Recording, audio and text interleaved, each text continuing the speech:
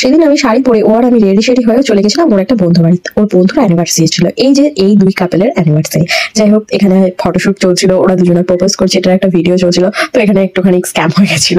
তো যাই হোক, রীতিমতো এখানে সবাই ফোন নিয়ে লাইন দিয়ে দাঁড়িয়েছিল। আর এটা ওদের কেকটা কিন্তু দারুণ হোমমেড ছিল। কেকটা ওরা নিজেরাই আর কি ডেকোরেশন করেছিল, মানে ডেকোরেশনের পদ্ধতিটা নিয়েছিল।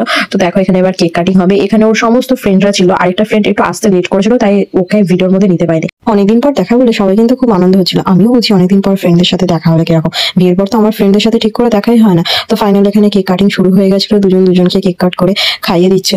এদের অ্যানিভার্সারির কেক কাটিং দেখতে দেখতে হঠাৎ করে আমাদের মনে পড়লো, মানে আমার বড় মনে পড়লো আমাদেরও অ্যানিভার্সারি সামনেই আসছে, মানে আর একটা মাস বাকি। তো আমরা রাতে ডিনারে বসে গেছি, প্রথমেই ছিল চিকেন সাথে, তারপরে ভিডিও করবো সেরে ভুলে গেছিলাম। তাই লাস্ট পজিশনে চিকেন দিয়ে সব খাওয়াটা হওয়ার পর তখন মনে পড়লো, তখন আমরা খালি পাতের ভিডিওটা করে নিলাম। তো তারপর অনেক রাত হয়ে গেছিলো। দেখো রাস্তাটা কত ফাঁকা। এই টাইমে কিন্তু গরমকালে কিন্তু প্রচুর ভিড় থাকে রাস্তায়। ওর বন্ধুর বাইকটা আর আমাদের বাইক ছাড়া রাস্তায় যেন আর কিছুই নেই।